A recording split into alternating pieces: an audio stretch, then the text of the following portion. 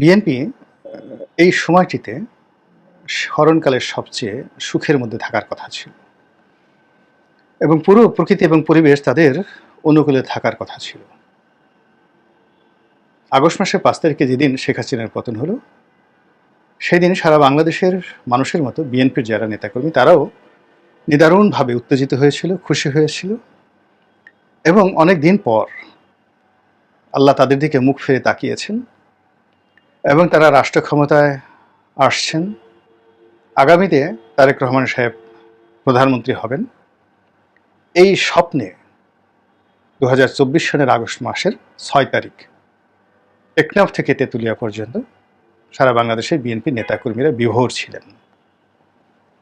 কিন্তু মাত্র 1 মাসের ব্যবধানে পুরো পরিস্থিতিটা কত অনিশ্চিত হয়ে গেছে আমরা জানি না তারেক রহমান সাহেব কবে আসবেন।